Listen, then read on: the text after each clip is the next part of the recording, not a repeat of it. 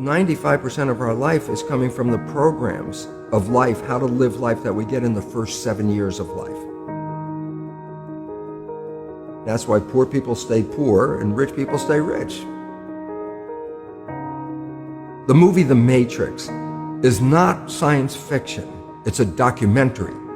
Every human, and this is a fact, every human first 7 years is download hypnosis. The brain of a child under 7 is in a lower vibrational frequency. When you put wires on a person's head, you read electroencephalograph, reading brain activity. A child below 7 has a lower vibration than consciousness. It's called theta.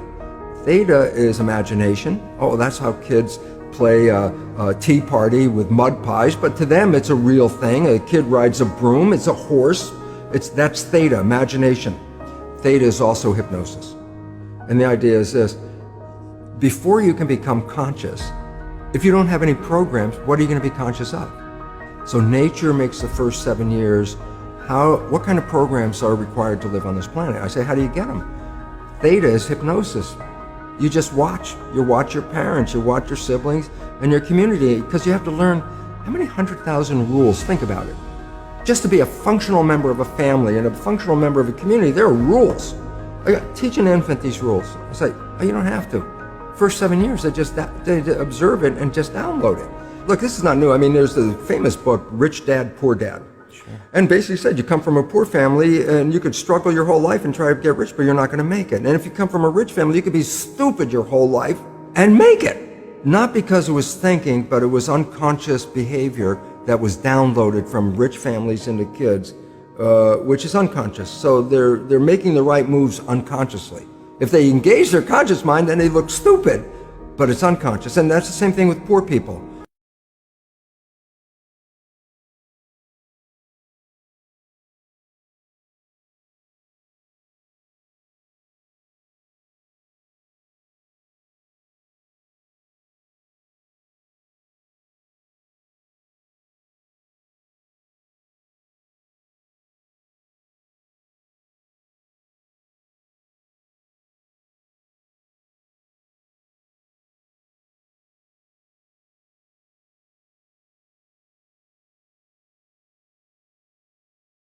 Called subconscious, below conscious, and the Jesuits for 400 years, they were boasting. People didn't understand. They say, give me a child until it's 7 and I will show you the man.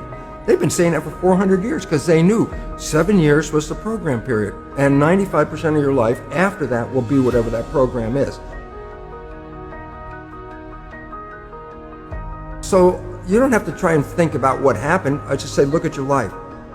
The things you like that come into your life come in because you have a program that supports them.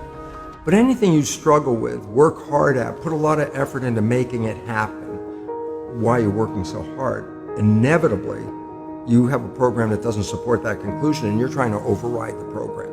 So you don't need to do a lot of shrink and psychology stuff. You just look at your life and say, where am I struggling? Because wherever you're struggling, inevitably it's a program in your subconscious that does not support that destination you've been looking for.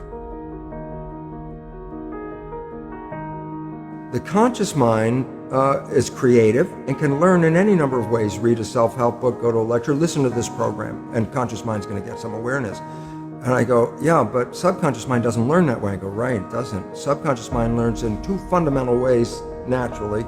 Hypnosis, which is the first 7 years. And after age 7, how do you put new programs in? Repetition, practice. You want to drive a car, you didn't learn how by just getting in the seat and put the key in. You had to practice driving the car. You want to learn the alphabet. How many times did you go from A to Z? Try to go to A to Z before you can complete it. And once you completed it, you didn't have to go back and do it again. So 2 phases. You want to train the subconscious mind? Hypnosis, repetition. I like the last one because there's a new phrase that's bandied about called fake it till you make it. Meaning, if you're not a happy person, I say, you want to be a happy person? Then repeat all the time, I'm happy, I'm happy. I say, well, you don't look happy or anything. I say, no, who am I talking to? By repetition, I'm talking to subconscious. Okay. If subconscious gets, I am happy, and 95% of your life comes from that subconscious, there will be a point once the subconscious got, I am happy, you don't have to say it again. Okay. It'll be automatic. And that's why we see people do affirmations and gratitude journals and stuff, because if you do that daily... It's repetitive, and that's the secret part. Putting a sticky note on the refrigerator is more like a suggestion, but it's not a repetition. So it doesn't work very well. But you have to do... Repetition is a habit. It's making habit. So you got to do something religiously in the sense of repeating it to make it work.